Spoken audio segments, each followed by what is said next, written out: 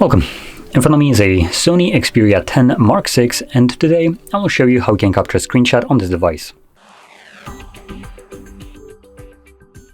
So to get started, you will want to open up content that you wish to capture. I'll be using home screen as an example for this, so it's already open and visible on my screen.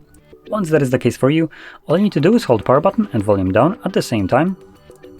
Oops, that wasn't at the same time.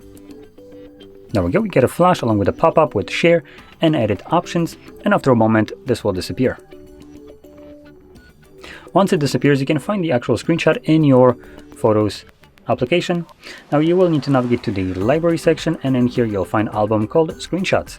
And here is the screenshot that I have just captured a moment ago. So there we go. Now if you found this very helpful, don't forget to hit like, subscribe, and thanks for watching.